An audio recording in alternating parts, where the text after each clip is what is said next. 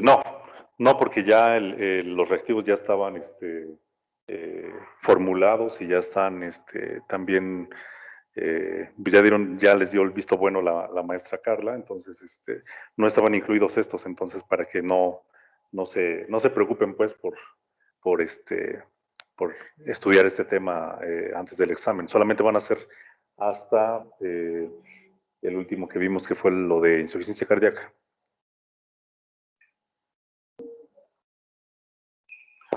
Ok, pues vamos a hablar hoy acerca de la farmacoterapia en el proceso de la inflamación y también en el dolor. En primer lugar, bueno, cuando nosotros nos enfrentamos a un proceso doloroso de diferente naturaleza, ¿quién me puede decir a qué tipo de medicamentos son a los que recurrimos? Por ejemplo, si una persona dice, tengo un dolor de cabeza, ¿qué es lo que comúnmente escuchan o hacen cuando quieren aliviar el dolor? Siempre toman paracetamol, profe. Paracetamol, naproxeno, algún otro Aspirina medicamento. también. Aspirina, exactamente. Y si el dolor no se aliviara con esos medicamentos que son, por decirlo de alguna manera, más comunes, ¿qué podrían llegar a utilizar así un poquito más fuerte? ¿O qué han visto que la gente dice? Ketorolaco. Ketorolaco, exactamente. Generalmente lo asocian con un efecto un poco más potente y de hecho lo tiene. Uh-huh. ¿Ustedes alguna vez han tomado algún medicamento opioide? ¿Perdón?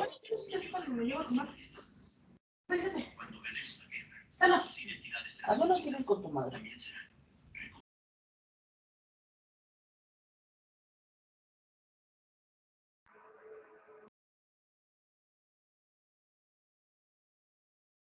Preguntaba si alguno de ustedes sabe si ha tomado algún medicamento de tipo opioide o desconoce, ¿no? O a lo mejor ni siquiera saben cuáles sean todos los medicamentos opioides disponibles. ¿El paracetamol con tramadol es un opioide? Bueno, el tramadol, de hecho, sí tiene. ¿El paracetamol es un AINE, no, profe? ¿Cuál, perdón?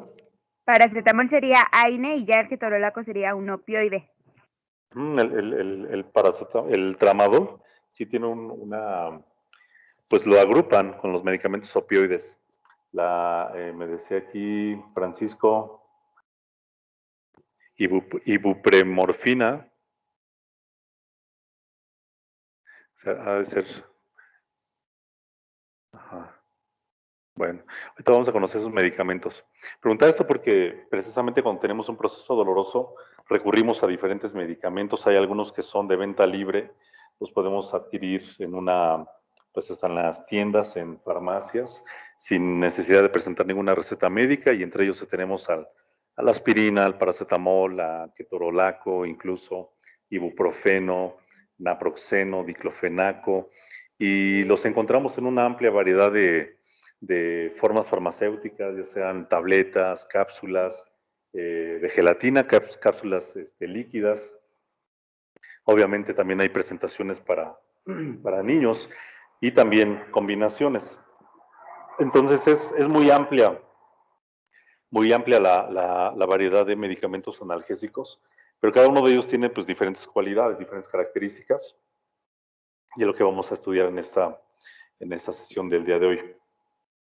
Bueno, vamos a comenzar pues describiendo en primer lugar lo que es la inflamación.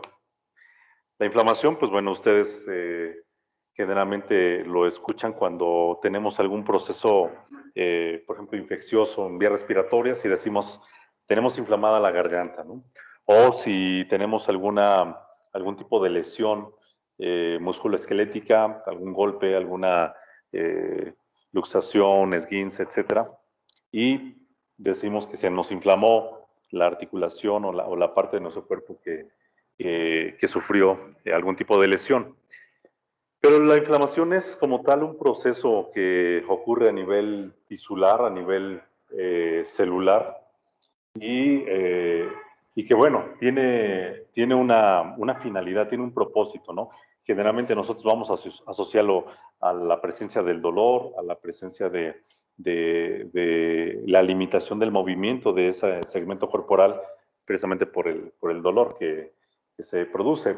Pero la inflamación es un mecanismo de defensa de nuestro cuerpo para poder hacer frente a algún efecto nocivo que haya provocado un daño, ya sea celular o tisular, ¿no? Y que puede ser este efecto nocivo causado por agentes físicos, como por ejemplo una quemadura, como una quemadura solar, una quemadura por algunas sustancias químicas, agua hirviendo, pero también puede ser resultado de procesos infecciosos de diferente naturaleza, bacterianos, virales, micóticos, etcétera. Y entre otro tipo de mecanismos de lesión. Al final, todas este tipo de agresiones a nuestros tejidos van a provocar un proceso inflamatorio.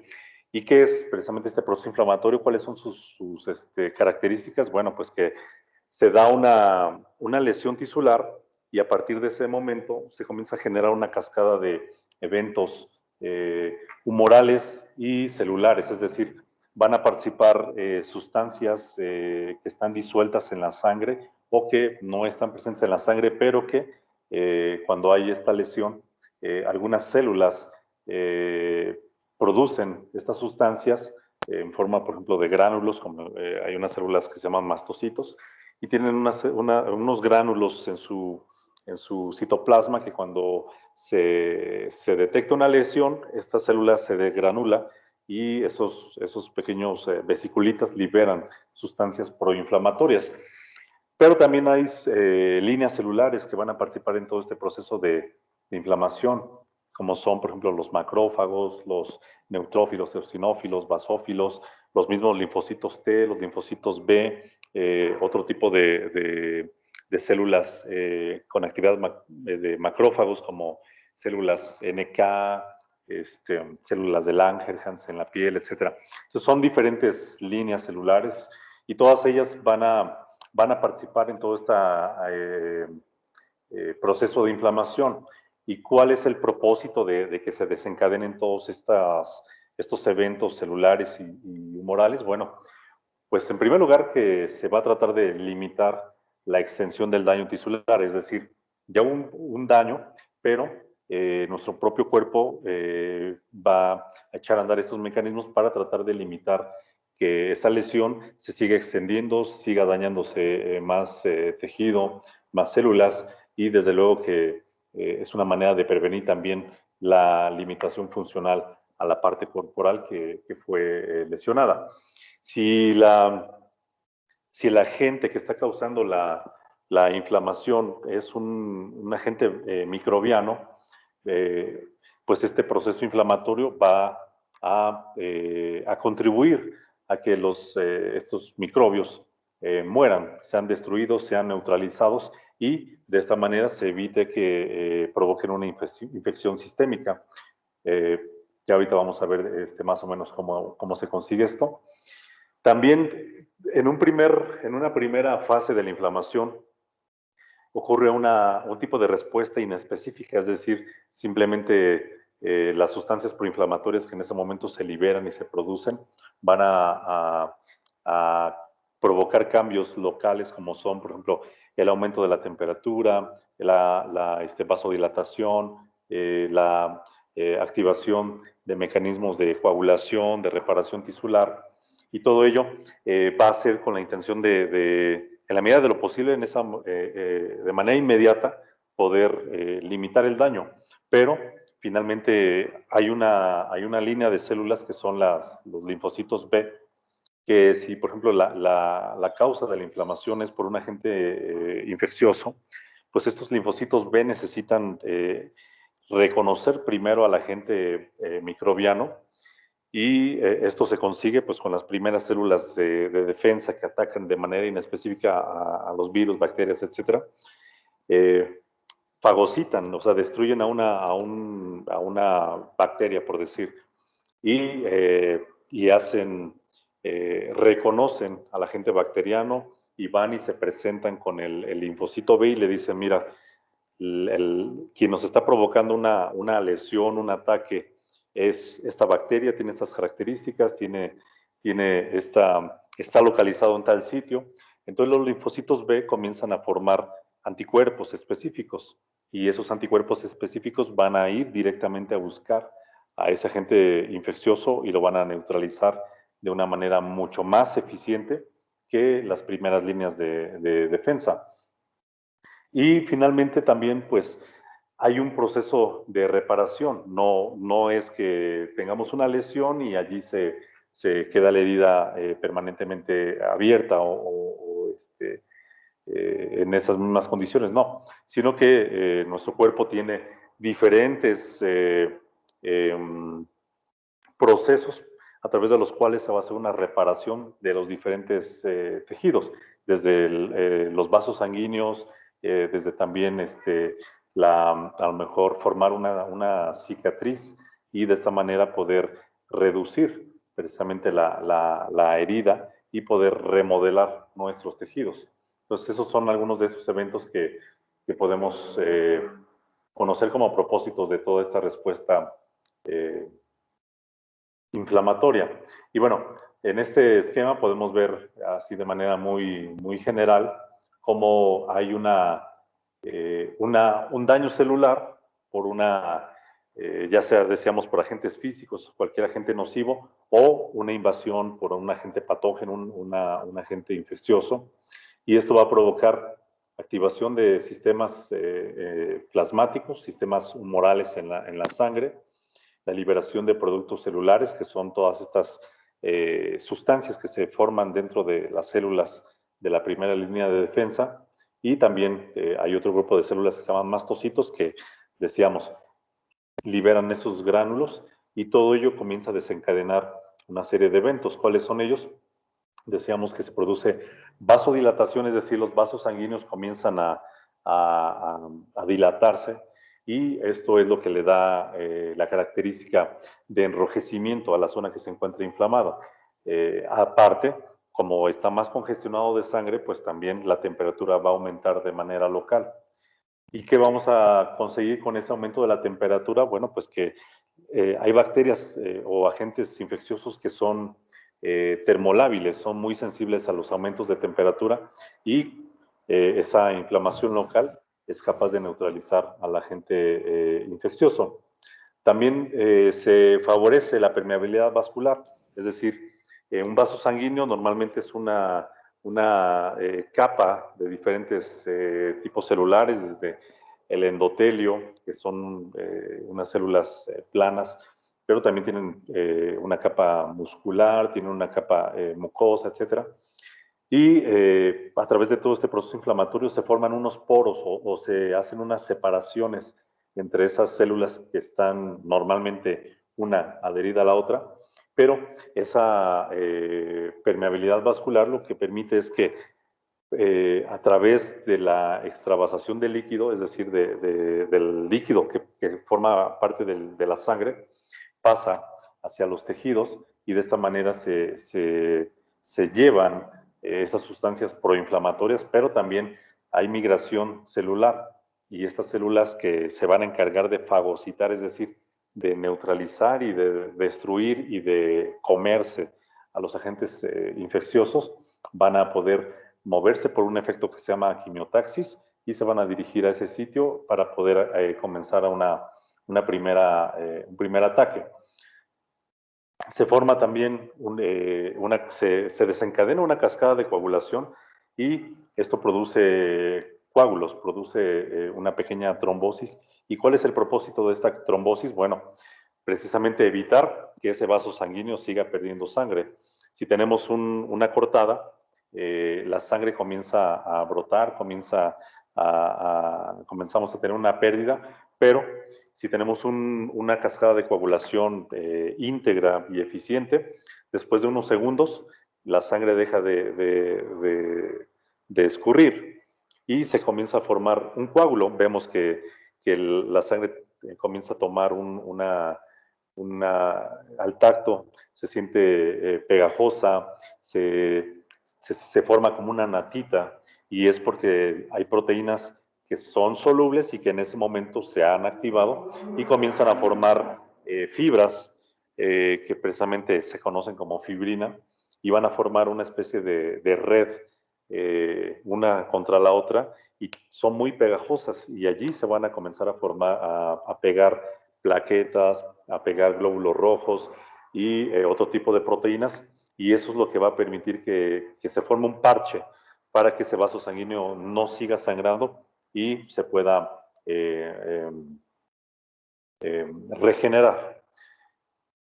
Y finalmente, pues todas esas sustancias proinflamatorias que se forman en las células van a estimular también a terminaciones nerviosas que están ahí distribuidas en todos nuestros tejidos, y van a ser las responsables de lo que nosotros percibimos como el dolor. En este esquema ustedes pueden ver, digo, y solamente por mencionarlo, precisamente cuáles son los eventos humorales que suceden en el proceso de inflamación. Hay en color verde, ustedes ven, por ejemplo, lo que es el sistema de coagulación y las proteínas que participan en él. En color así como rosa, en color amarillo, tenemos a un sistema que se llama de la quinina o de la cinina, y el sistema de complemento en color así como azul o ligeramente grisáceo. Pero finalmente todos ellos están interrelacionados, ¿no? En algún momento de toda esa cascada de eventos, de reacciones a ese nivel molecular. Y todas van a desencadenar en todos estos procesos de formar coágulos para reducir la hemorragia, para favorecer la contracción de la herida y que se comience a hacer una reparación. Y el sistema de complemento, pues es un sistema de defensa en donde se van a comenzar a pegar estas proteínas que se ven ahí nombradas como C1, C2, C3, C4, C5. Se van a pegar a una bacteria o a un virus, y cada que una de esas proteínas se pegue, va a llegar una enzima, la va a activar y se van a comenzar a adherir más proteínas, y esto finalmente va a desencadenar en que se forme un poro en la membrana del agente infeccioso, y al haber ese poro, pues va a entrar agua, van a entrar electrolitos, y la célula va a estallar. Entonces es una manera en la que nuestro sistema de defensa innato nos defiende de algunos procesos infecciosos. Y si bien son mecanismos que pues deben de ser muy eficientes, finalmente pueden no serlo del todo, porque hay más adelante otro tipo de eventos que son los que se van a encargar ya de hacer una reparación, remodelación y una línea de defensa más específica y más especializada.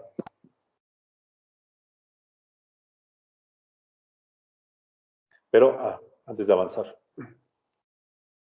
aquí ustedes pueden ver, y quise poner este esquema para que vean ustedes, por ejemplo, todos los elementos que participan. Aquí tenemos a precalicreína, ciminógeno, calicreína, bradicinina, activador de precalicreína, todos estos factores de la cascada del complemento.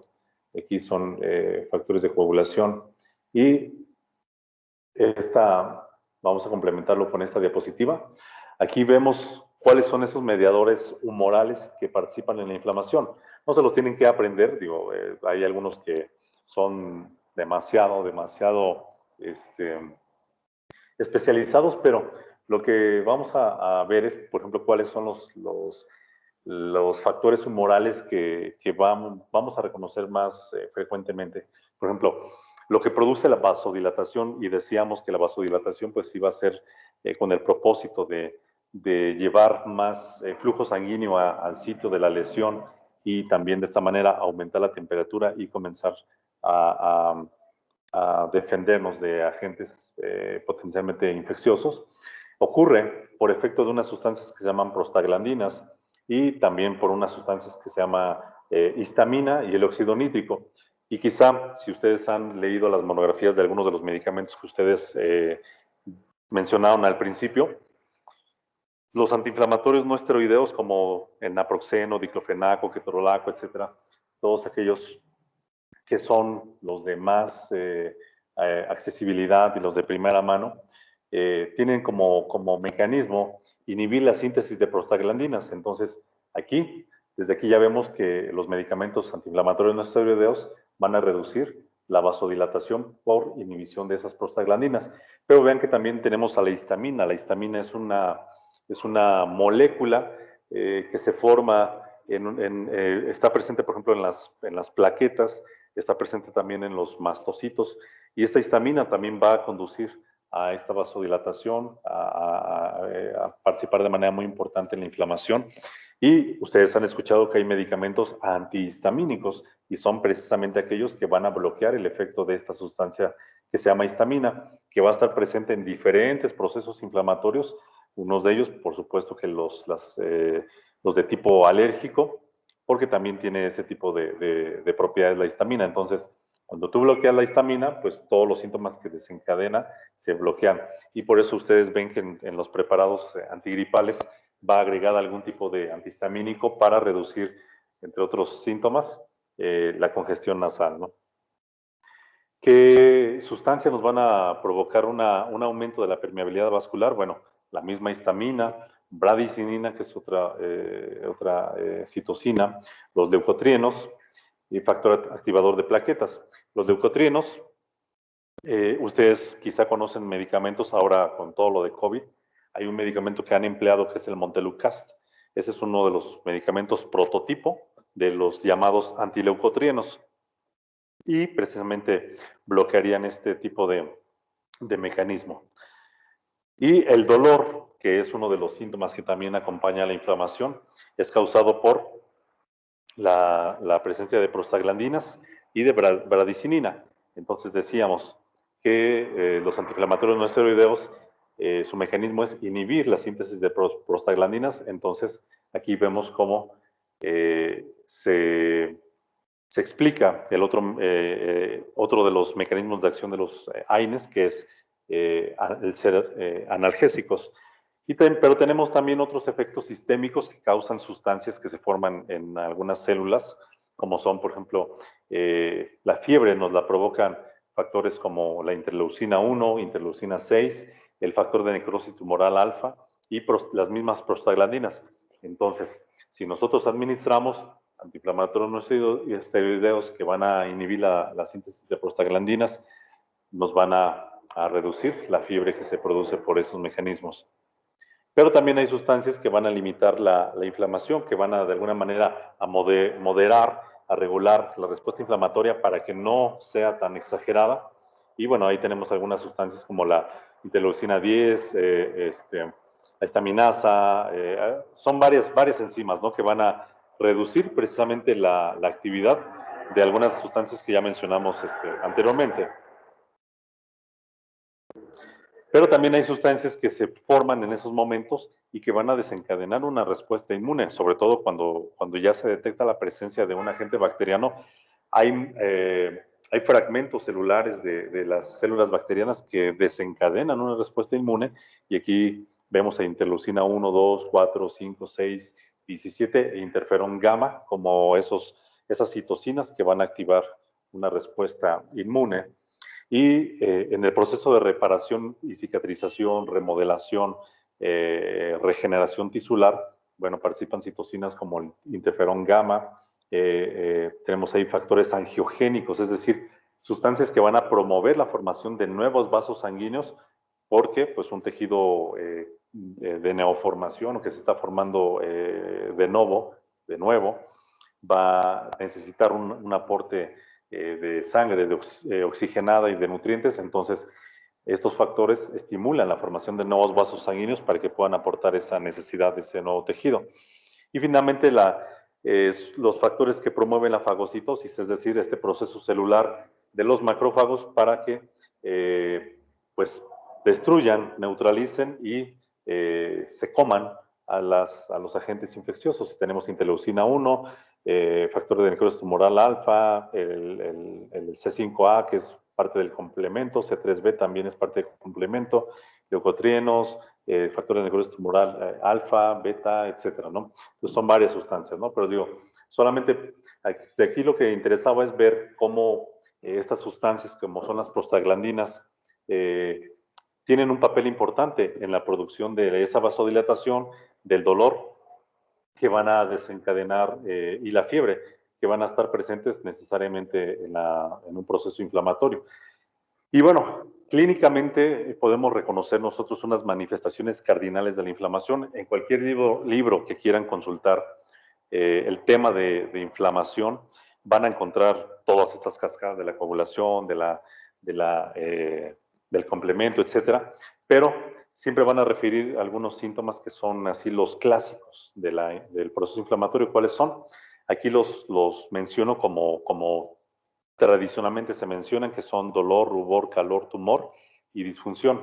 Pero obviamente, bueno, el dolor pues es la sensación que nosotros percibimos desagradable en ese sitio que tenemos lesionado o donde potencialmente existe alguna lesión.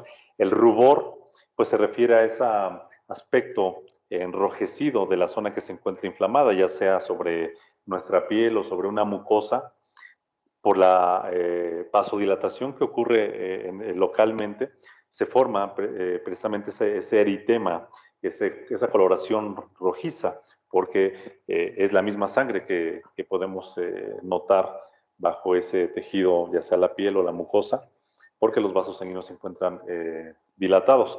El calor, pues es precisamente uno, por la congestión sanguínea que hay de manera local, y otra por la formación de todas estas sustancias proinflamatorias que tienen actividad pirógena, es decir, van a aumentar la temperatura, no solo de manera local, sino también de manera sistémica, y por eso algunos procesos inflamatorios van a cursar con fiebre, porque se liberan sustancias que sí van a promover el aumento de temperatura en todo nuestro cuerpo y no solamente de manera local. El tumor se refiere a la tumefacción, al aumento del volumen en ese sitio, ¿no? Si nosotros decimos, me torcí el tobillo y se me hinchó, pues lo primero que vamos a ver es que está aumentado de volumen, ¿no? Pero además de aumentado de volumen, sentimos dolor y si tocamos esa zona lesionada, la vamos a sentir caliente. Entonces, el tumor es más bien la tumefacción, es el aumento de volumen que observamos en estos procesos inflamatorios.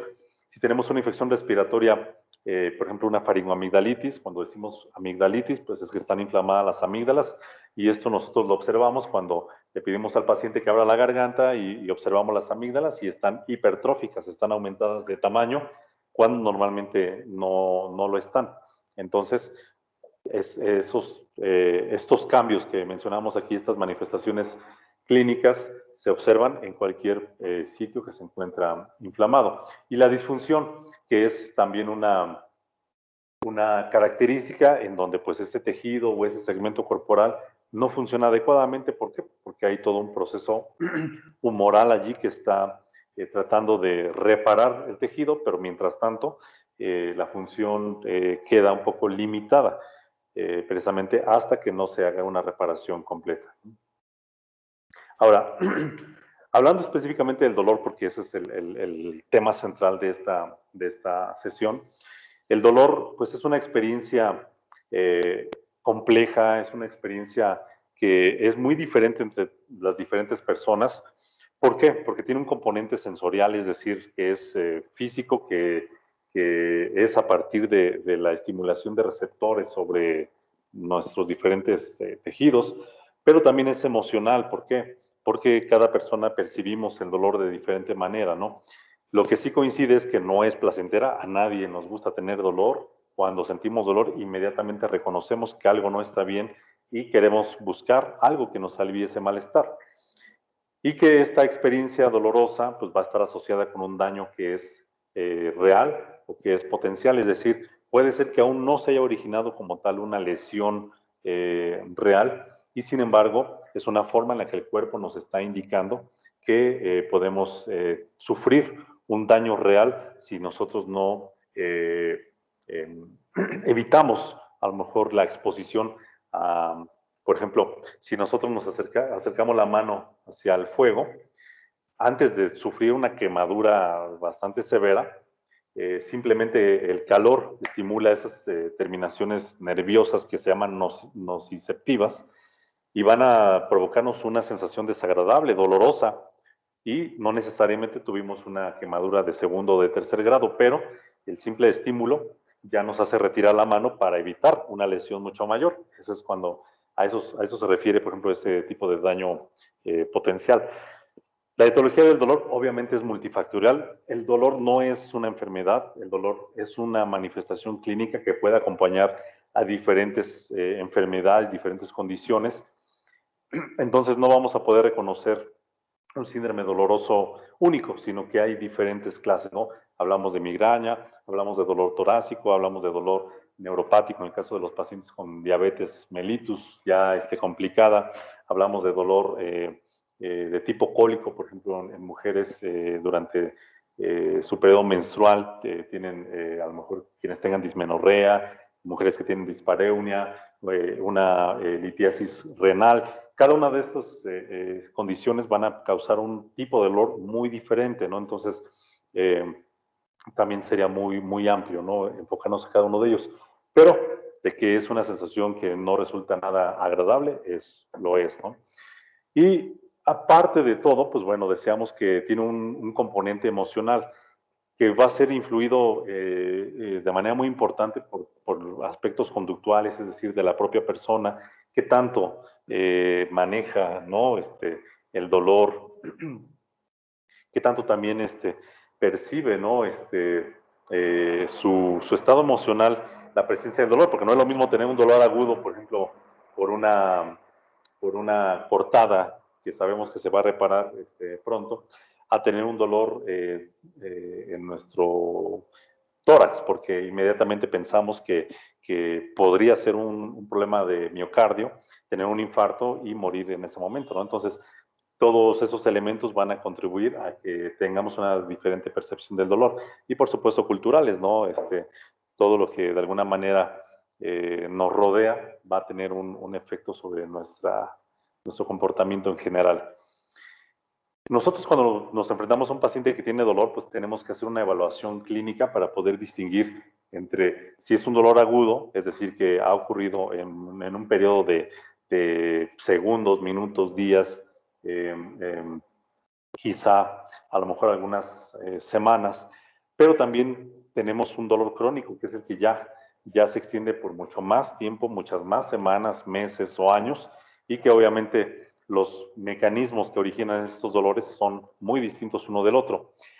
Además de distinguir esa cualidad en cuestión de la duración, pues tenemos que reconocer si el dolor es nociceptivo, es decir, el dolor nociceptivo es el que es percibido a través de las terminaciones nerviosas como una lesión o como un daño potencial, y lo podemos percibir o lo podemos describir como somático o visceral. Somático es el que nosotros podemos, por ejemplo, sentir en la piel, sentir en nuestro músculo esquelético, en articulaciones, etcétera. Y el visceral, que es el que tiene que ver con todos nuestros sistemas gastrointestinal, urinario, etcétera, ¿no? La percepción del dolor va a ser diferente. Pero también tenemos otro tipo de dolor que es el neuropático, que es cuando ya propiamente las terminaciones nerviosas están lesionadas y el dolor es muy diferente, ¿no? No es lo mismo un dolor, por que nos golpeamos el pie por caminar descalzos y pateamos sin querer un objeto duro, a una neuropatía diabética. El dolor se percibe diferente, el paciente describe el dolor neuropático como muy intenso, como quemante, como que no fácilmente se puede controlar, y sin embargo los otros dolores sí son un poco más tolerables y además más fáciles de controlar. La intensidad del dolor, bueno, pues obviamente va a ser distinta entre las personas, aun cuando la lesión consista del mismo mecanismo. Dos personas que se tengan una luxación de la misma segmento corporal, pero una de ellas a lo mejor va a tolerar mejor el dolor y otra va a estar en un grito, ¿no? Pero nosotros tenemos diferentes instrumentos con los cuales podemos hacer una evaluación de esa intensidad. Estos instrumentos ya están estandarizados y reconocemos, por ejemplo, una escala visual análoga, una escala numérica o una escala verbal. Y es esta que, por ejemplo, presentamos aquí en pantalla. La primera es una escala, podríamos decir que la primera es numérica, porque le decimos al paciente del 0 al 10, cómo es la intensidad de su dolor, donde 0 representa que no existe el dolor, 5 quiere decir que es un dolor moderado, y el 10 quiere decir que es el peor dolor que usted haya sentido. Entonces el paciente pues, va a asignar una calificación y nosotros podemos darle una cualidad medible a este dolor.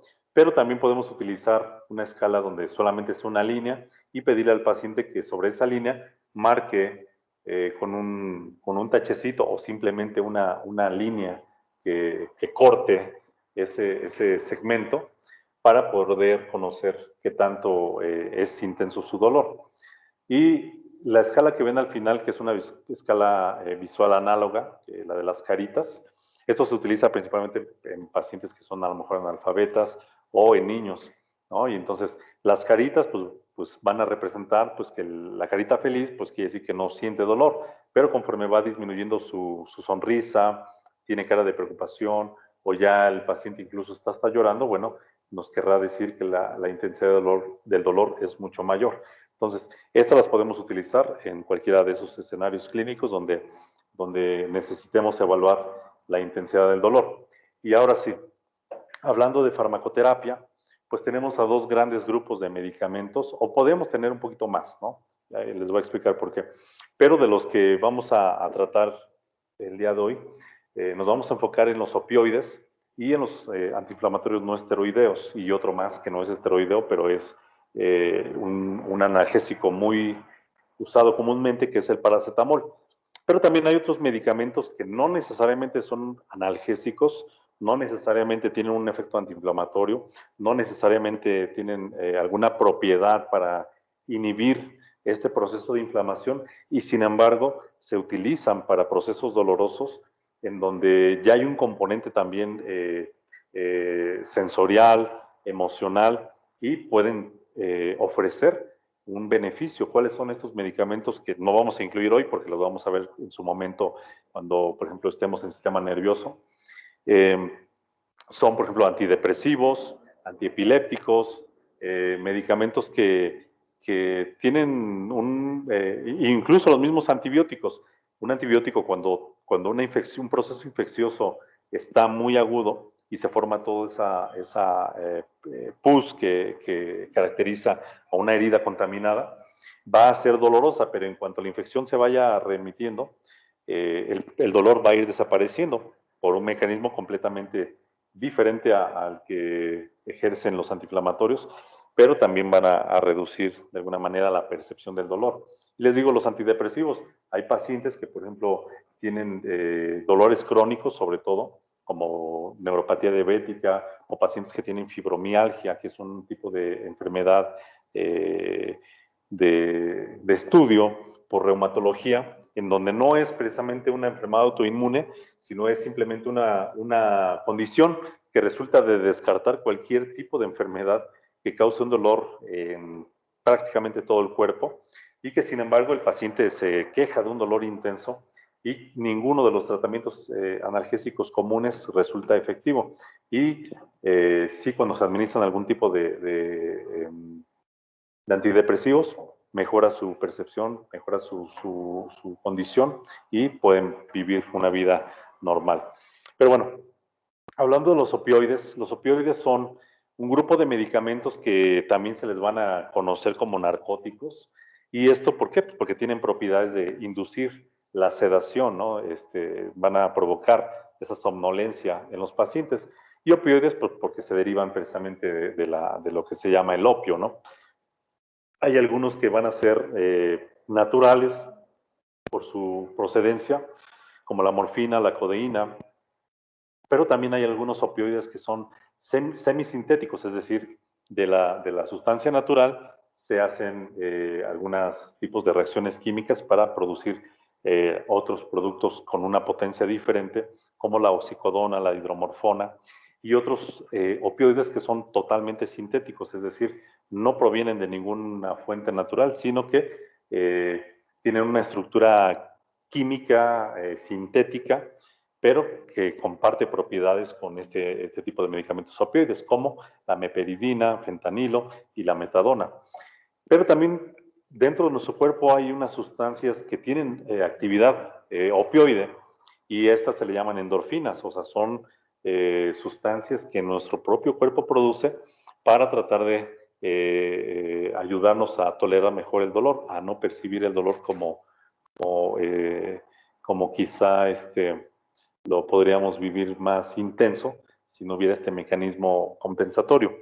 Y bueno, básicamente los opioides, su mecanismo de acción consiste de unirse a receptores que están localizados en diferentes tejidos, pero principalmente a nivel del sistema nervioso central, es decir, cerebro, médula espinal y también en algunos segmentos del tubo digestivo. Y estos receptores tienen unos nombres que son letras griegas, pero aquí ponemos un nombre de las letras que son mu, delta, kappa, epsilon, sigma, y también hay unos receptores que se llaman de nociceptina. Entonces, estos receptores van a estar distribuidos en estos diferentes tejidos que mencionamos, y cada uno de ellos, según el medicamento que se una a ellos, va a producir diferente tipo de reacción. Y bueno, aquí podemos ver en este esquema cómo en este primer segmento vemos a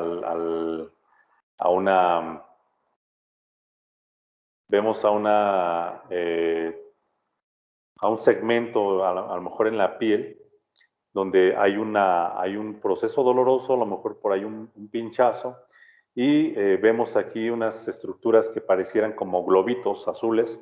Son precisamente las terminaciones nerviosas nociceptivas, es decir, aquellas que captan y transmiten el dolor por los nervios, que son este segmento que vemos aquí. Recuerden ustedes que los nervios tienen un extremo muy largo que se llama axón, que es lo que va a formar todo la longitud del nervio. Y ese axón va a ir avanzando sobre los nervios espinales, es decir, los que salen de nuestra médula espinal, y el cuerpo de esta neurona va a estar un poquito antes de llegar a la médula espinal, y este cuerpo de las neuronas, o ese grupo de cuerpo de neuronas, se llaman ganglios. Y después, otro extremo de la neurona, pues sale de allí y forma parte de la médula espinal y sube por ella hasta llegar al encéfalo, a nuestro cerebro, y entonces hacemos consciente el proceso doloroso.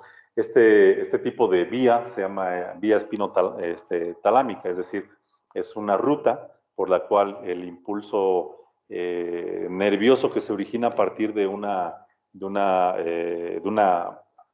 lesión o agresión nociva a nuestros tejidos, sigue toda esa trayectoria para que nosotros podamos ser conscientes del proceso doloroso.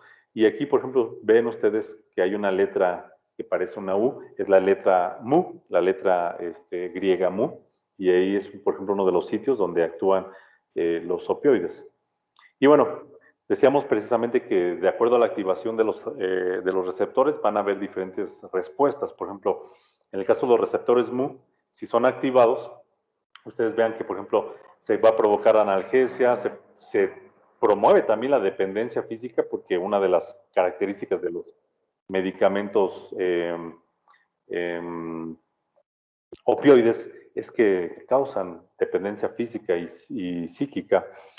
Pero también vemos la depresión respiratoria, que es una de las reacciones adversas más delicadas, pues, de los opioides.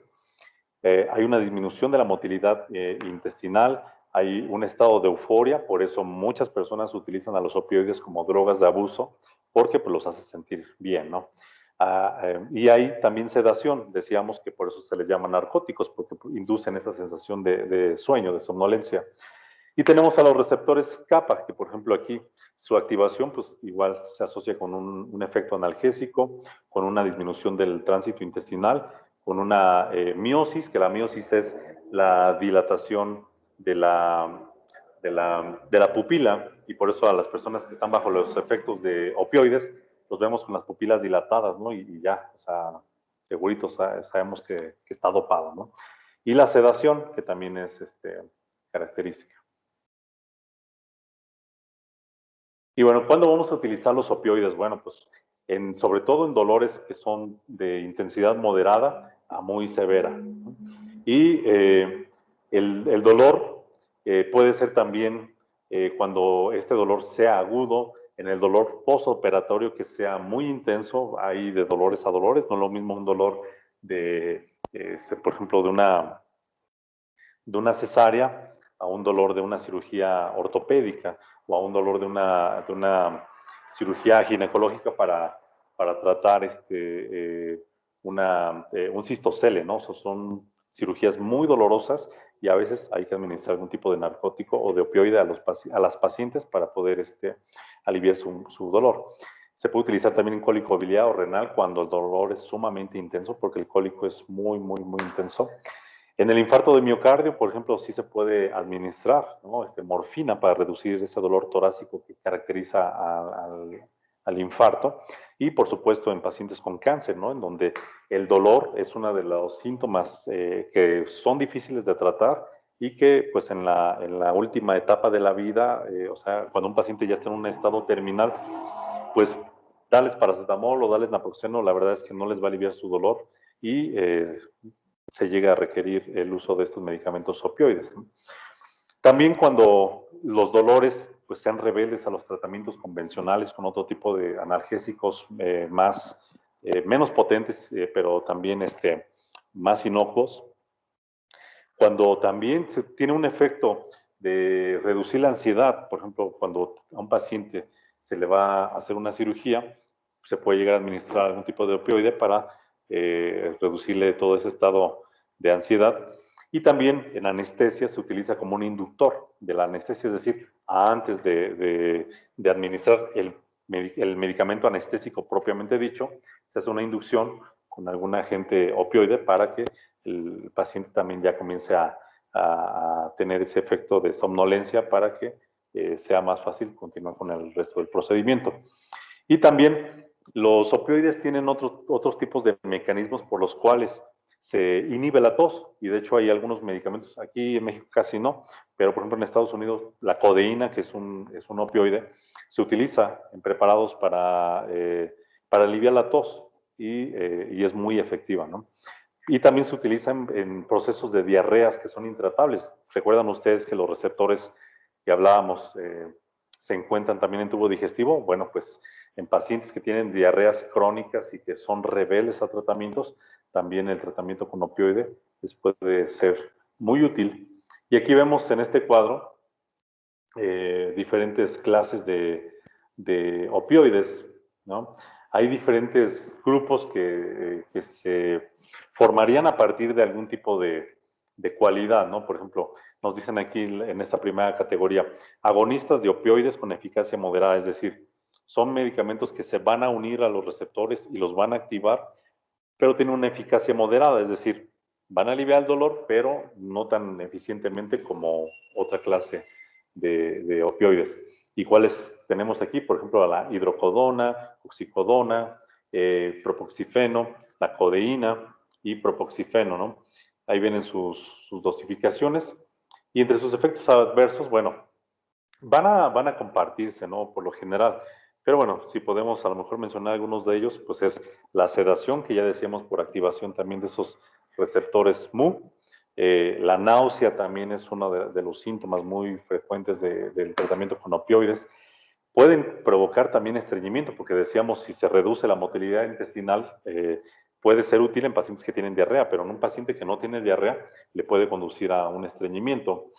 Hay, por supuesto, que también mareo, porque también pueden causar hipotensión.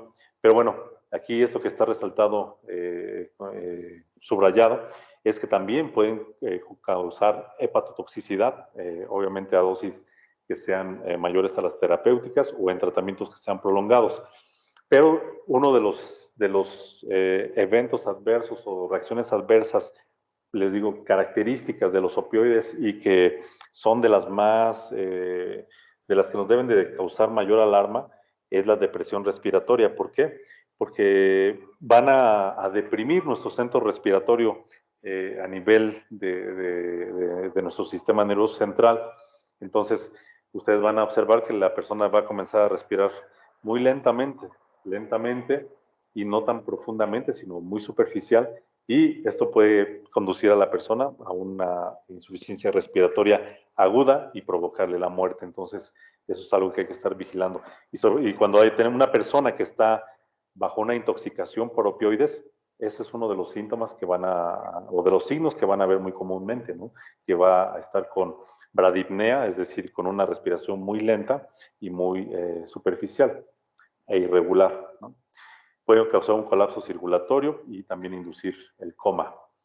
Hay otra clase de medicamentos opioides como son los agonistas, es decir, también que se unen a los receptores de opioides, pero tienen una mayor eficacia.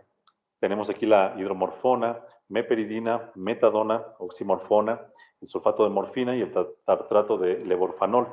Estas, pues bueno, van a tener en común que pues tienen una mayor eficiencia para reducir el dolor. Y vean ustedes que las reacciones adversas son, pues básicamente se comparten, ¿no? Como el estreñimiento, también decíamos que puede haber náusea, la sedación, la somnolencia que decíamos que pues, se induce por el efecto narcótico. Aquí pues nos describen otros síntomas como el prurito, pero también reaccionan a la filactoide, es decir, un tipo de reacción que pareciera o se asemejaría a una respuesta alérgica sin llegar a ser propiamente una anafilaxis.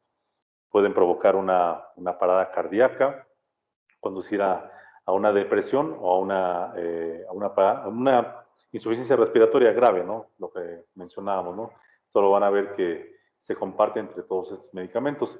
Hay antagonistas de opioides, es decir, tenemos a estas sustancias que van a bloquear, o sea, se van a unir a los receptores de estos opioides, pero no los van a activar, sino que van a bloquear su mecanismo de acción y funcionan como antídotos en caso de una intoxicación por opioides. ¿Cuáles son? El clorhidrato de nalmefeno, clorhidrato de naloxona y clorhidrato de naltrexona.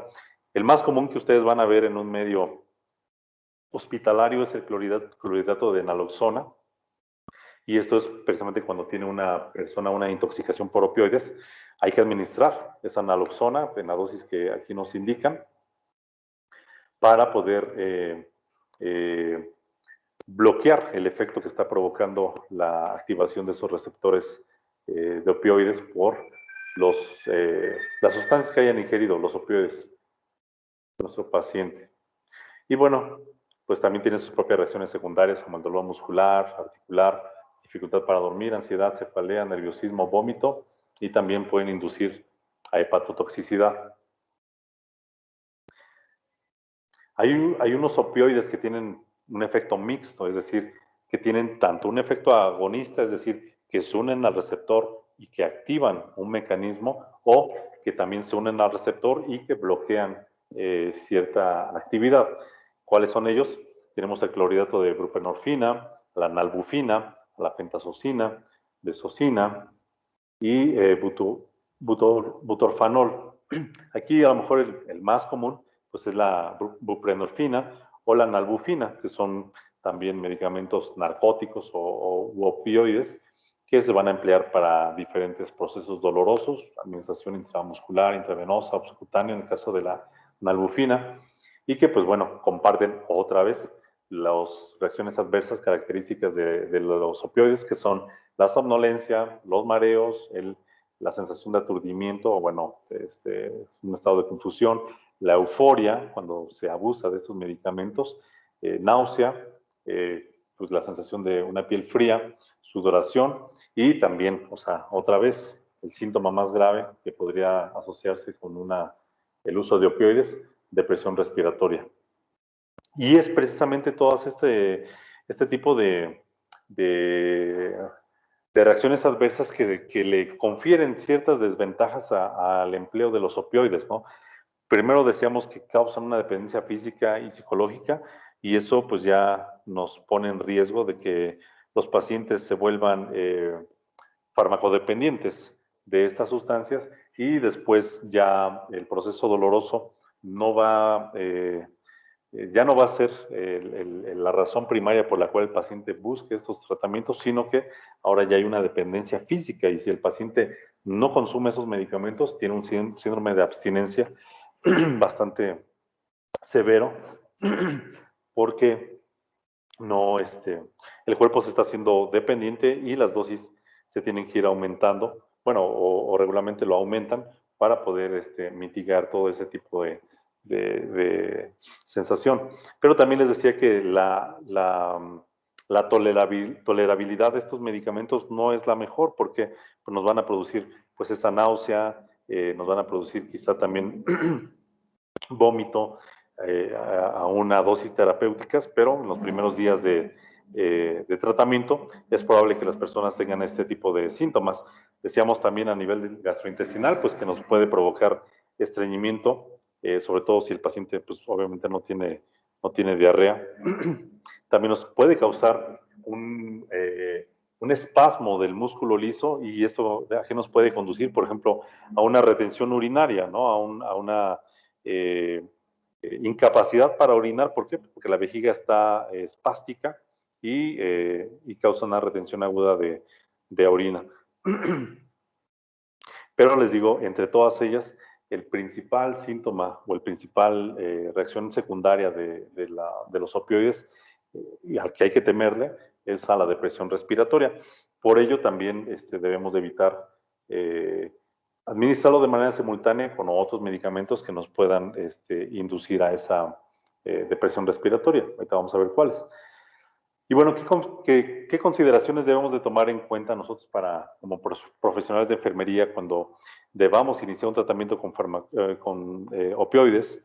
Bueno, una pues ya saben, tenemos que evaluar completamente a nuestro paciente para reconocer su condición general, si hay algunos datos clínicos que nos sugieran que su estado no es el adecuado y que a lo mejor tiene enfermedades subyacentes, tiene alguna disfunción renal, hepática, etcétera, que nos permita anticiparnos a las reacciones adversas, a las interacciones farmacológicas. Debemos de identificar perfectamente cualquier riesgo de alergia, es decir, si tenemos antecedentes de que hayan usado este tipo de medicamentos, bueno, pues para evitar la presencia de reacciones alérgicas. Y también, les decía, evitar el consumo de medicamentos o de sustancias que pueden deprimir al sistema nervioso central o a la respiración, como cuáles, como por ejemplo el alcohol, algunos medicamentos también como las benzodiazepinas, todo lo que son diazepam, lorazepam, clonazepam. Todas esas benzodiazepinas también tienen como principal, como una de sus reacciones adversas, causar depresión respiratoria. Entonces, si nosotros administramos estos dos medicamentos de manera simultánea, podemos tener mayor riesgo de tener esta depresión respiratoria. Entonces, hay que hacer un listado de medicamentos y evaluar precisamente las posibles interacciones. Debemos hacer una evaluación de las cualidades del dolor, es decir, siempre una semiología del dolor que consiste de saber qué tipo de dolor es, en dónde está doliendo, cuál es la intensidad, si el dolor de qué tipo es, si es localizado, si se irradia, si hay síntomas que le acompañan, qué lo aumenta, qué lo disminuye, etcétera. Pero también la intensidad del dolor a través de esos instrumentos que vimos, como la escala visual análoga, la numérica, la verbal, para tener un parámetro de la magnitud de la intensidad del dolor. Debemos, desde luego, que darle a nuestro paciente pues toda la información que le permita hacer un uso correcto de estos medicamentos, al que pues reconozca también cuáles son las reacciones adversas, las consecuencias de abusar del consumo de estos medicamentos, en qué puede suceder en caso de una sobredosis y que, bueno, debe de ir a un servicio médico si es que existe la probabilidad de que esté intoxicado por opioides, ¿no? Y bueno, obviamente a nivel ya institucional, pues disponer siempre de un antídoto, como la naloxona, para poder revertir los efectos inducidos por los opiáceos, ¿no? Y por supuesto, evaluar el estado de conciencia, aparte pues de todo lo que sabemos que tenemos que hacer de manera rutinaria, ¿no? Los signos vitales, pero específicamente la frecuencia respiratoria, porque decíamos que es una forma en que podríamos reconocer que nuestro paciente está avanzando hacia una depresión respiratoria y con esto pues comprometer su salud y su vida. Ahora, pues bueno, eso es con respecto a los medicamentos opioides, u opiáceos o narcóticos, es exactamente lo mismo. Pero, pues tenemos otra clase de medicamentos que son muy efectivos también para tratar el dolor y que son más comunes para todos nosotros, que son los antiinflamatorios no esteroideos, y los conocemos también como los AINES, ¿no? Y estos antiinflamatorios no esteroideos, bueno, pues también comparten, son una misma clase de medicamentos, aunque tienen diferentes nombres y podrían algunos tener una potencia mayor para reducir el dolor, una potencia mayor para reducir la fiebre o tener solamente un tipo de cualidad. Al final se agrupan como medicamentos antiinflamatorios no esteroideos y de hecho, pues quizá no haya, a excepción, por ejemplo, del ketorolaco, etc. El resto de medicamentos antiinflamatorios no esteroideos, su potencia es muy semejante y no necesariamente va a ser mejor un medicamento que otro en una persona. Puede ser que a alguien le resulte muy efectivo tomar ibuprofeno, pero haya quienes no mejoran el dolor con el ibuprofeno y a lo mejor con el naproxeno pueden estar mejor. Entonces, y no es, les digo, en el caso de esos dos medicamentos, no es precisamente uno mejor que el otro, pero sin embargo, esas variaciones individuales, pues nos hacen a veces explorar diferentes medicamentos e incluso pues también combinarlos para poder asociar su efecto analgésico o antiinflamatorio para tener un mayor beneficio terapéutico. Entonces, los AINES, bueno, tienen actividades, decíamos, son antiinflamatorios, son analgésicos y son antipiréticos, es decir, van a reducir la inflamación, van a disminuir el dolor y van a reducir la temperatura corporal, ¿no? Por eso son útiles en el caso de la fiebre. No todos los medicamentos AINES tienen ese efecto antipirético, pero hay algunos que sí, por ejemplo el ibuprofeno, también los Celecoxib, por ejemplo, tiene algún tipo de actividad antipirética, pero no es quizá la principal, como en el caso del ibuprofeno. Y hay otros que son sobre todo más antiinflamatorios y más analgésicos, como el caso, por ejemplo, del naproxeno, diclofenaco, ketorolaco, etc., ¿no? Ahora, son medicamentos ideales para tratar el dolor de leve a moderado, es decir, pues una escala un poquito menor que los pacientes con dolor que vimos en el caso de los opioides. Es un dolor un poquito más tolerable o moderadamente tolerable y donde podríamos observar el mayor beneficio de estos AINES. También son útiles cuando existe un proceso inflamatorio. ¿Por qué? Porque decíamos en la cascada o en todo este proceso inflamatorio, hay una serie de eventos que van a caracterizarse por, o sea, no solamente por dolor, sino va a haber todo este proceso de vasodilatación, de migración celular, de formación de citocinas que van a aumentar el dolor, aumentar el volumen de esos tejidos, etcétera, limitar la función. Y bueno, aquí es donde los antiinflamatorios pues, van a tener una propiedad también muy importante para reducir esa inflamación. Por ejemplo, si nosotros tenemos un proceso respiratorio, otra vez una faringoamigdalitis, observamos la garganta y vemos que está enrojecida, es decir, está hiperémica y el paciente dice, me duele cuando paso saliva o los alimentos. Y nosotros podemos administrar algún medicamento analgésico.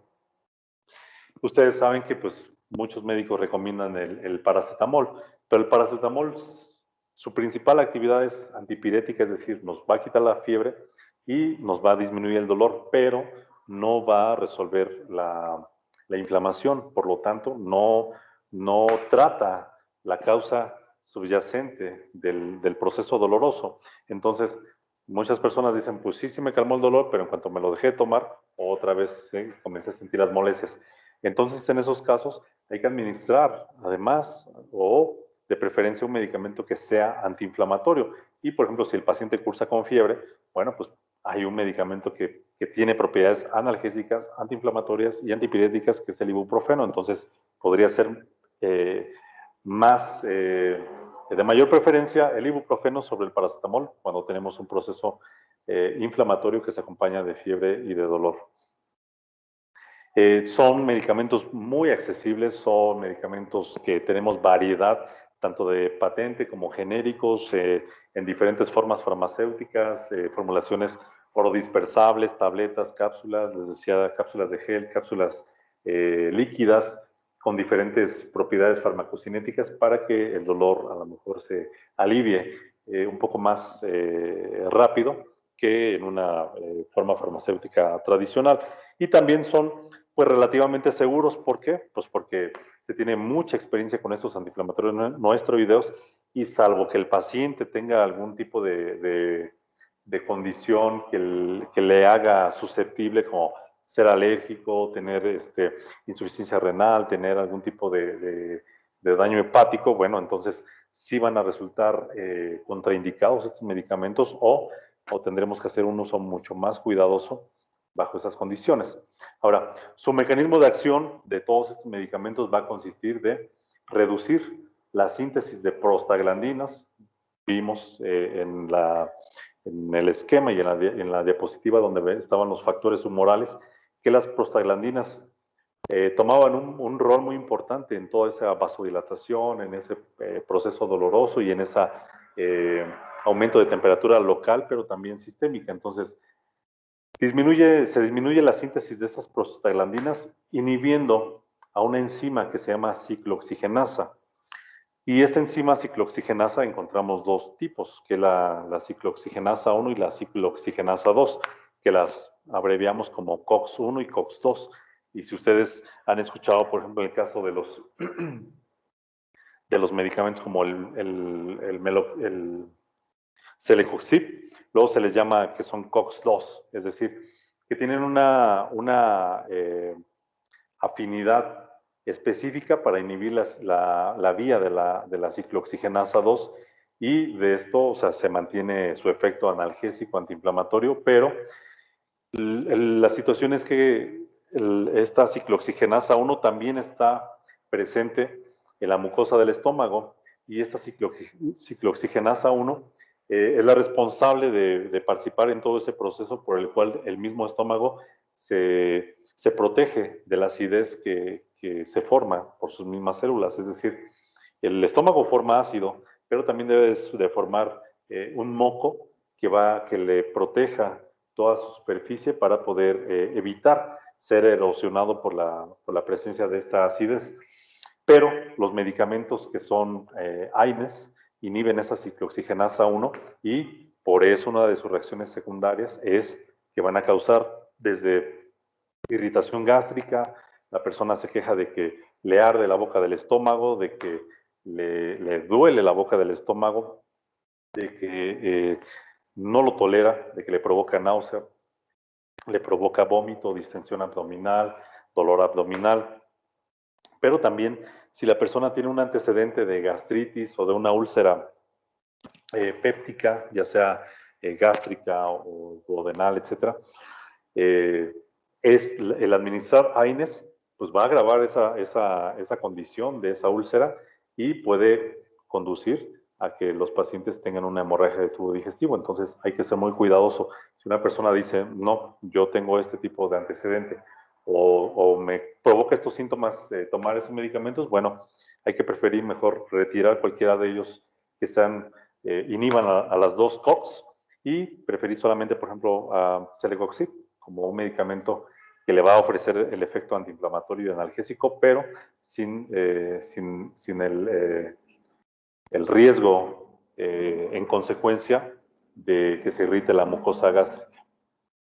Y este esquema, bueno, ustedes pueden ver aquí un tejido que está lesionado, ¿no? Aquí alguien iba caminando, pum, se clavó para la expresión, un clavo, un objeto punzante, lesiona diferentes capas tisulares y bueno, este daño va a desencadenar precisamente la formación de una sustancia que es el ácido araquidónico, que se libera por la lesión tisular y este ácido araquidónico por medio de las ciclooxigenasa 1 y ciclooxigenasa 2 va a dar precisamente origen a, dice aquí, prostaglandinas que bloquean la agregación plaquetaria y prostaglandinas que conducen al dolor y a la inflamación.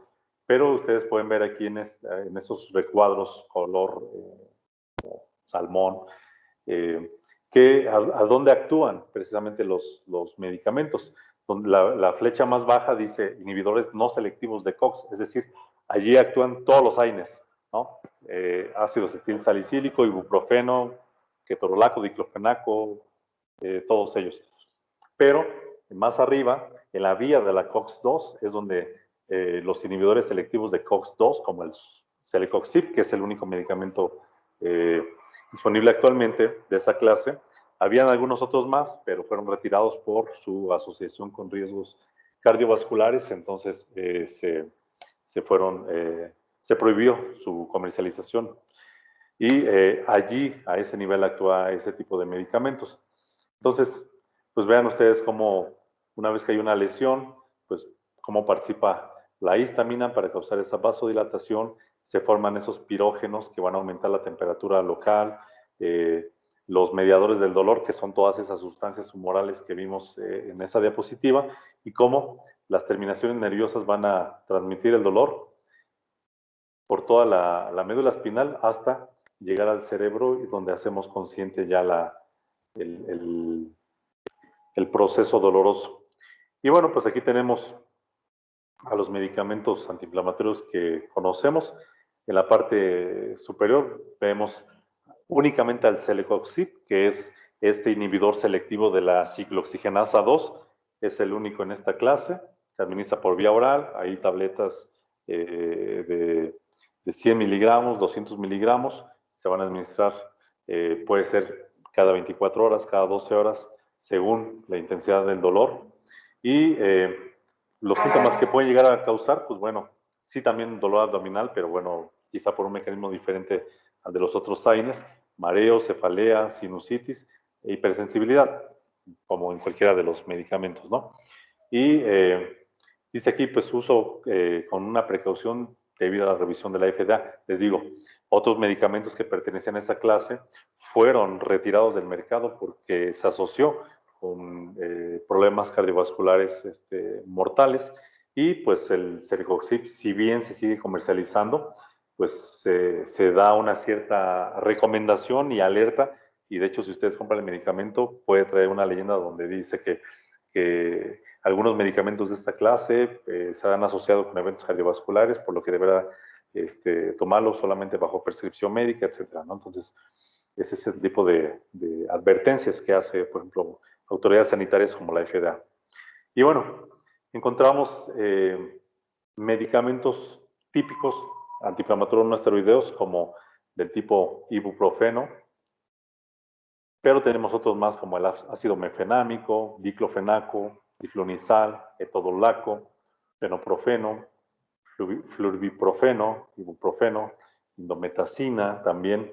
Y recuerden ustedes también que la indometacina la vimos en el caso de las mujeres que tienen actividad uterina, porque inhibía precisamente las prostaglandinas, y que a nivel del cuello uterino, las prostaglandinas lo que van a provocar es precisamente esos cambios cervicales que son el borramiento y la dilatación, que van a conducir al inicio de un trabajo de parto.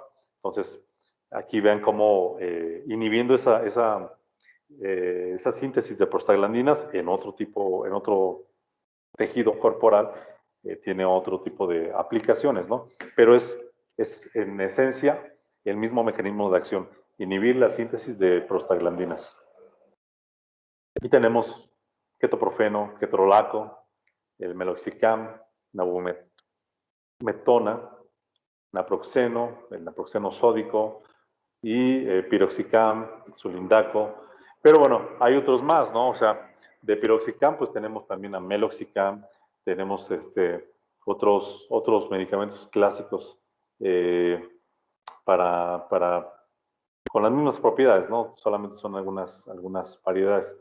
Tenemos ahí sus esquemas de dosificación y las reacciones adversas son, les digo, en esencia las mismas, son indigestión, náusea, pérdida de sangre oculta, es decir, que el paciente puede tener un sangrado de tubo digestivo, pero no ser consciente de ello. ¿Por qué? Porque no es visible de manera macroscópica, sino que solamente a través de un estudio bioquímico en la sangre podemos identificar la presencia de sangre. Pero si, bueno, causan también en algunos casos anorexia, cefalea, somnolencia, mareo, pero también hay otro tipo de reacciones adversas que son importantes, como una anemia plástica, es decir, se conduce a una nula producción de glóbulos rojos en la médula espinal. También, pues ya hablábamos de la úlcera péptica, que es inducida por medicamentos o en pacientes que ya tienen una úlcera por otras circunstancias, conducir a una hemorragia de tubo gastrointestinal o tubo digestivo. Puede causar también agranulocitosis, es decir, que no se formen esas células sanguíneas, que son los neutrófilos, los basófilos, eosinófilos. Puede provocar laringoespasmo, es decir, un tipo de reacción alérgica en la cual los tejidos blandos de la laringe, de la vía respiratoria superior, se van también a tener un espasmo y a provocar una obstrucción respiratoria con su consecuente complicación respiratoria. El edema laríngeo, bueno, pues ese aumento de volumen en los tejidos blandos de esa estructura de la vía respiratoria superior. Pueden también causar edema periférico, es decir, retención hídrica, anafilaxia, insuficiencia renal aguda, vómitos, estreñimiento y diarrea. Y vean ustedes que cuando vimos también la farmacoterapia en pacientes con insuficiencia renal, decía que los AINES están contraindicados en este tipo de pacientes. ¿Por qué? Porque también son nefrotóxicos, entonces van a seguir provocando más daño, mayor deterioro renal en un paciente que ya está de por sí comprometida esa función de sus riñones. Pero también por sí mismos pueden causar daño renal, aún en un paciente que se encuentre sano. Y tenemos a otra clase de AINES, que son los salicilatos, que son, en este caso, el ácido acetil salicílico, salicilato de colina y salsalato. Pero bueno, obviamente el representativo y el que utilizamos y el que conocemos más en nuestro medio, pues es el ácido acetil salicílico, la famosa aspirina en sus diferentes concentraciones que podamos conocer. Y ese es también un medicamento muy bueno, muy efectivo para tratar el dolor, para tratar la fiebre, para tratar la inflamación, aunque se abusa, ¿no? Porque ya lo tomamos para todo, y les digo, por todo lado lo podemos conseguir. ¿Cuáles son las reacciones adversas? Bueno, pues esa sensación de dolor en el estómago, dolor de estómago y por supuesto que la ulceración y el riesgo de sangrado de tubo digestivo. Pero también, al igual que los AINES, también puede causar broncoespasmo y entonces la aspirina, de hecho, está contraindicada en pacientes que tienen asma bronquial. No pueden tomar aspirina, ¿por qué? Les puede inducir un broncoespasmo y obviamente comprometer su vida si no recibe atención. La aspirina también está muy asociada con reacciones alérgicas y algunas de ellas tan graves como un choque anafiláctico y por otros mecanismos, pues bueno, también conducir a anemia hemolítica, sobre todo aquellos pacientes que tienen una deficiencia enzimática sobre la membrana celular, se produce ahí un tipo de mecanismo que hace que la célula, la membrana, se rompa y obviamente pues el glóbulo rojo muere y conduce a una anemia de tipo hemolítico. Y bueno, cuando vamos a administrar AINES, pues qué es lo que debemos de tomar en cuenta. Otra vez, evaluar a nuestro paciente, darle toda la información que requiera para hacer un uso correcto de esos medicamentos y conocer el perfil de seguridad de esos medicamentos, los factores de riesgo que decíamos, cuáles van a ser los pacientes que van a tener requerir un mayor cuidado, pues bueno, pues aquellos que tienen una enfermedad ulcerosa, que tienen hemorragia digestiva, que tienen insuficiencia renal aguda o enfermedad hepática y desde luego que las mujeres embarazadas. Y si tenemos un paciente que ya tiene algún daño renal o hepático, bueno, pues tenemos que hacer estudios de laboratorio para dar seguimiento a su estado actual para ver si no la farmacoterapia le induce a un mayor deterioro. O si el tratamiento también es crónico, pues ver que esto no provoque daño nuevo a esos órganos. Tenemos que, otra vez, reconocer nuestro paciente, todos los medicamentos que toma de manera simultánea, para tratar de identificar las interacciones farmacológicas que podrían representar un riesgo. Y hay una recomendación también muy común, y eso lo pueden ver ustedes en el empaque de la aspirina, que debe de administrarse con mucha precaución en los niños, en pacientes pediátricos, la aspirina. De hecho, lo ideal es que no se administre aspirina en niños porque se asocia con una condición que se conoce como el síndrome de Reye. Y esto pues no es otra cosa pues más que un estado agudo, un estado que aparte es grave, que va a caracterizarse porque el niño presenta un estado de confusión, hay una encefalitis o una inflamación a nivel cerebral y también un daño hepático agudo. ¿Y en quiénes está contraindicado principalmente? Bueno, pues en aquellos niños que están cursando con algún cuadro de tipo gripal, catarral. O sea, allí lo mejor es utilizar paracetamol o ibuprofeno, pero no utilizar aspirinas, ¿no? Está contraindicado en los niños. ¿Y ahora qué otros medicamentos tenemos para el dolor? Bueno, de los que mencionaba que más comunes, bueno, tenemos el paracetamol o también llamado acetaminofeno. Es exactamente lo mismo, paracetamol y acetaminofeno o acetaminofén. Es un analgésico sintético, es decir, no proviene de ninguna fuente natural, no tiene actividad opiácea, por eso no se le considera opiáceo, pero tampoco es un antiinflamatorio no esteroideo, o sea, no pertenece a los AINES, el paracetamol. Y sin embargo, es un buen analgésico y es un buen antipirético. ¿Por qué? Porque su mecanismo de acción consiste de inhibir también las prostaglandinas, pero a nivel del sistema nervioso central. Y además bloquea la generación de los impulsos dolorosos en los tejidos periféricos. Es decir, si ya vemos que hay unas vías aferentes, es decir, que van a llevar el impulso doloroso desde el tejido que está lesionado hacia el cerebro, el paracetamol inhibe esa generación de esos impulsos dolorosos que van a viajar por los nervios hasta hacerlo consciente en el cerebro. Entonces, es un buen analgésico, pero generalmente infravalorado, menospreciado, porque todo el mundo dice, pues el paracetamol no me hace nada, ¿no? Pero pues muchas veces tiene que ver con la variabilidad genética, con la más bien variabilidad individual, con todos esos procesos farmacocinéticos a lo mejor que inducen su metabolismo, y bueno, pues hay que dar precisamente la dosis adecuada para poder observar su mayor beneficio. Y también reduce la fiebre, y por eso digo que es un buen antipirético, porque inhibe la actividad del centro termorregulador en el hipotálamo, es decir, reduce la fiebre, pero a nivel central, o sea, desde el centro termorregulador en nuestro hipotálamo, allí es donde ejerce su mecanismo de acción el paracetamol, entonces es muy efectivo. Y se dice que su efecto antipirético, es decir, para reducir la fiebre, y analgésico son equipotentes, es decir, es igualito que el que se consigue con el ácido acetil salicílico administrados en la misma dosis terapéutica.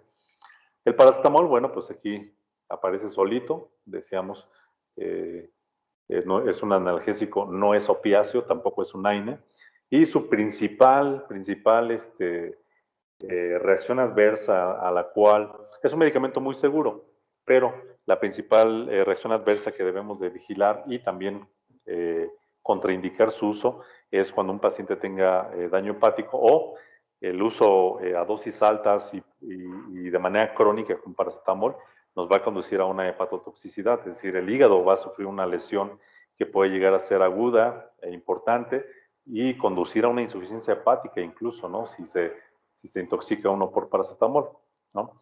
Y aparte, pues también puede conducir a insuficiencia renal aguda.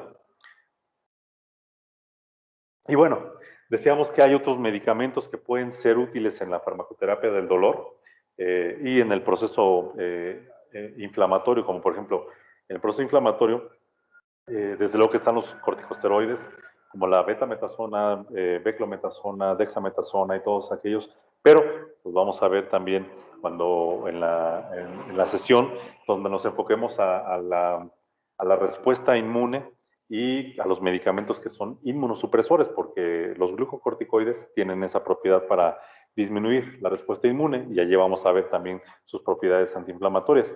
Y decíamos que también había clases de medicamentos que no son analgésicos, que son más bien, pertenecen a otras clases terapéuticas como antidepresivos, como los relajantes musculares, por ejemplo, en el caso del metocarabamol es un relajante muscular, la tizanidina es un relajante muscular, y cuando una persona tiene un dolor por una contractura muscular, generalmente se va a asociar, por ejemplo, metocarabamol con ácido acetil salicílico y la persona va a sentir un alivio al dolor por el efecto de la aspirina o del ácido acetil salicílico, pero también el metocarabamol, como va a relajar el músculo que está contraído, que está contracturado, va a reducir también ese estímulo doloroso que es la tracción muscular.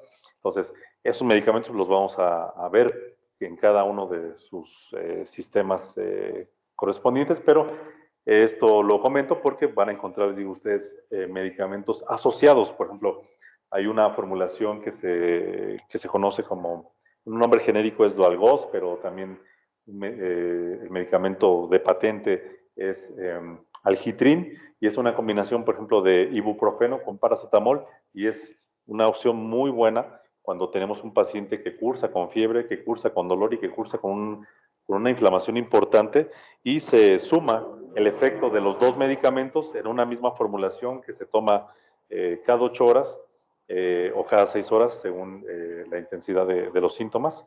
Y precisamente ahí es donde podemos observar cómo la combinación de estos medicamentos puede dar origen a tratamientos más efectivos para el dolor. Con todo y eso, el dolor es un síntoma que no es fácil de tratar, es un síntoma que muchas veces conduce al paciente a un estado de depresión, de ansiedad, se desespera, no vive tranquilo, no vive en paz. Entonces hay que entender a los pacientes que tienen un proceso doloroso, sobre todo aquellos que cursan con dolores crónicos, porque la gente prefiere a veces morirse. De verdad, el dolor puede ser causa de un suicidio o de una autolesión, porque el paciente ya en su desesperación no sabe qué hacer para tratar ese dolor, porque las opciones comunes no les resultan efectivas. Incluso hay otros tratamientos, algunos de ellos, por ejemplo, aquí vemos, ¿no? Son manejos no farmacológicos del dolor, son terapias alternativas y que algunas de ellas sí resultan efectivas, porque decíamos que el dolor tiene un componente también emocional, cultural, muy complejo. Entonces todo esto puede resultar muy útil en combinación con los medicamentos analgésicos. ¿Cuáles son ellos? Bueno, acupuntura. Hay algunos que yo no los conozco porque no soy, no tengo formación en medicina alternativa, pero por ejemplo, la acupuntura, pues sí, ya sabemos que se estimulan algunos puntos específicos y con esto se reduce el dolor. El masaje también pues, nos puede ayudar en el caso de los procesos dolorosos que están asociados con una contractura muscular.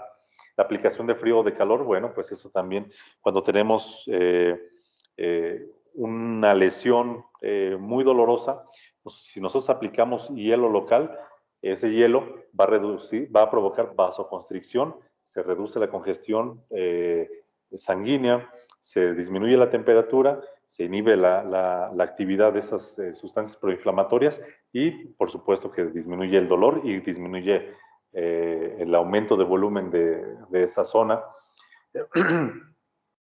Y meditación, más bien aquí era meditación u oración, o sea, personas que también tienen ahí un componente espiritual, bueno, pues pueden conseguir también un alivio que es semejante a lo que sucede con sesiones de relajación, arte terapia, musicoterapia, cualquier tipo de actividad que les mantenga ocupados y que no estén pensando en la causa que les produce el dolor y de esa manera podrían un poquito distraer esa conciencia del proceso doloroso y no hacerlo consciente, ¿no? La quiropráctica, bueno, pues igual si tenemos ahí problemas musculares también puede ser útil. La hipnosis, bueno, dicen que sí también. La digitopuntura, la estimulación eléctrica, bueno, eso también, o sea, se hace algo muy semejante como la acupuntura, con la diferencia de que se dan estimulaciones eléctricas sobre las terminaciones, precisamente nociceptivas que hay en la piel, y eso reduce procesos dolorosos. Y pues aquí terapias energéticas como Reiki y Qigong, que no sé qué sea eso, pero finalmente son tratamientos alternativos que está descrito que sí ofrecen algún tipo de beneficio a los pacientes. Obviamente cada caso será diferente y quizá no en todo sea completamente efectivo.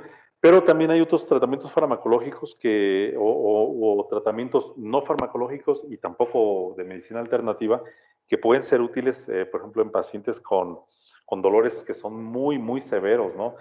Como por ejemplo la ablación de un nervio, es decir, quirúrgicamente o químicamente se, se, se mata un nervio, ¿no? Por decirlo de una forma muy, muy grotesca. Matamos ese nervio y obviamente pues ya no hay vía por la cual el impulso doloroso llegue a nuestro cerebro y hagamos consciente ese daño tisular real o potencial. Entonces, por ejemplo, eso sucede en pacientes con cáncer, por ejemplo, ¿no? Pacientes con algún tipo de neuropatías, radiculopatías que ya no son tratables, que ya son muy, muy,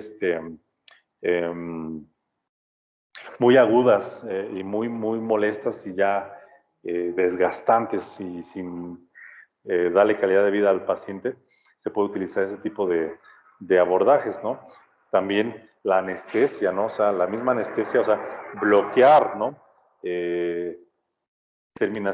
Nervios a través de medicamentos anestésicos para dar un efecto en reducir el dolor, se puede llegar a utilizar también. Entonces, hay varias opciones. Existen, de hecho, ustedes sabrán, clínicas del dolor, precisamente médicos que se especializan también en algo que es algología, que es pues una ciencia que solamente se ocupa del puro manejo del dolor, ¿no? Y que incluyen seguramente todas esas opciones farmacológicas y no farmacológicas con tal de ofrecer un beneficio al paciente que cursa con un proceso doloroso. Entonces, esto es el tema respecto al manejo farmacológico del dolor. Es muy importante reconocer que hay diferentes clases de medicamentos. Cada uno de ellos se puede agrupar de manera general como opioides y no opioides. Y entre los no opioides, pues tenemos a los AINES y tenemos a otros como el paracetamol y a otros medicamentos que no son precisamente analgésicos, ¿no? Y que la ventaja de que se pueden formar o agrupar en clases es que comparten mucho su mecanismo de acción, comparten sus mismas reacciones adversas. Obviamente lo que sí es diferente en cada uno de ellos es quizá la vía de administración, por supuesto que la forma farmacéutica, la dosis, la posología, es decir, qué tan frecuentemente vamos a administrar el medicamento, pero en esencia consisten de los mismos mecanismos. Los opioides, por un lado, vamos a hacer una una activación de receptores para opioides en los tejidos, principalmente en el sistema nervioso central, cerebro y médula espinal, y en el caso de los AINES, pues que se va a inhibir la síntesis de prostaglandinas y de esta manera vamos a bloquear toda la cascada de inflamación, con lo cual se va a reducir el dolor, la inflamación y la temperatura. Y es así como concluimos con esta sesión. ¿Tienen alguna pregunta acerca de algún medicamento de estos o alguna diapositiva?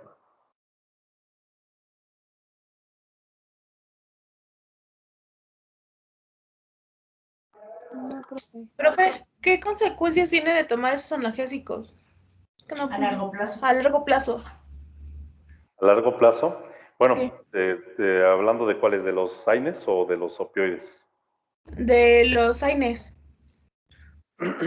Bueno, de los AINES, o sea, principalmente va a ser, te digo, las de tipo gastrointestinal, porque los que no sean, por ejemplo, el caso del celecoxib, su principal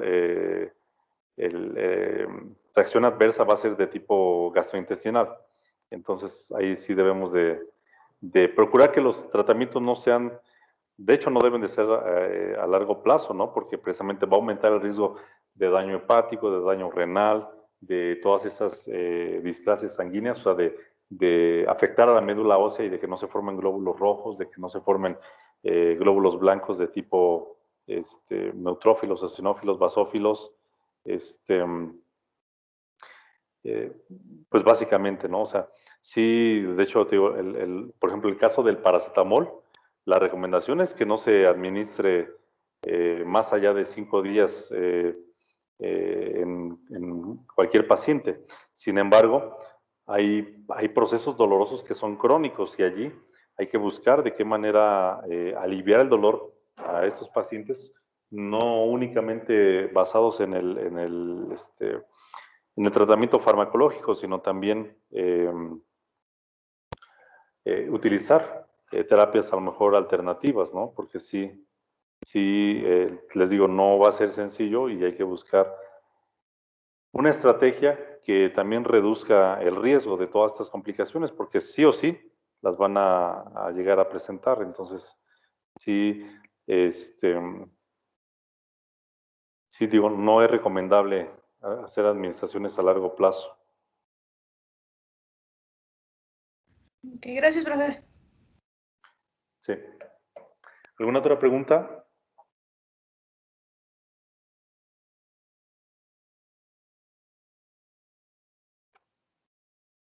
Oiga, profe, Sí. entonces, por ejemplo, los medicamentos opioides estarían contraindicados como en personas que tienen como enfermedades pulmonares. Los medicamentos opioides sí podrían ser contraindicados en pacientes con enfermedades pulmonares graves, o sea, en donde, pues, si ya, por ejemplo, ya la misma enfermedad es una causante de una reducción en la función pulmonar. Si tú administras los opioides, te digo, uno de los efectos es que va a causar una bradipnea, o sea, una respiración más pausada, y que si no la detectas oportunamente va a causarle una depresión respiratoria y el paciente va a dejar de respirar. Si es una intoxicación, el paciente no tan fácilmente lo vamos a sacar de esa depresión respiratoria, que se va a volver una insuficiencia respiratoria, es decir, definitivamente los pulmones se desconectan y no van a ventilar por sí solos, ¿no? Y aparte, te decía, si un paciente además tiene un tratamiento con otro tipo de medicamentos que pueden inducir la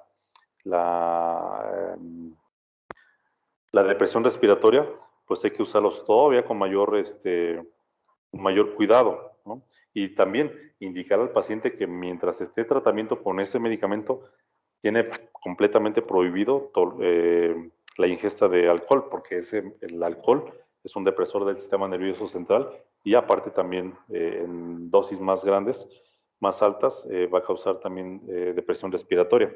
Entonces, ese es el de las precauciones que debemos de indicar a nuestros pacientes.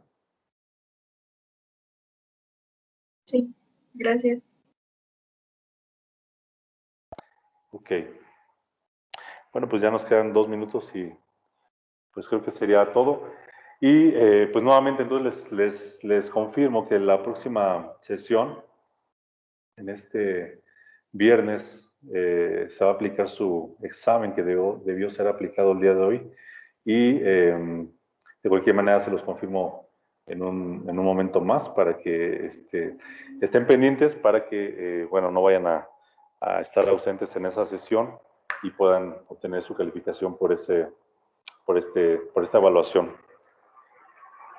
¿Sale? Sí, profe. Gracias. Al contrario de ustedes, muchas gracias. Que tengan un excelente día y nos vemos el viernes. Y mucha suerte para el examen. Tienen un poquito más de tiempo. Un poquito más de tiempo para estudiar, cortesía de mí. Gracias. Vale, pues cuídense. Bonito día a todos. Bye. Igualmente. Hasta luego, profe. Gracias. Bye.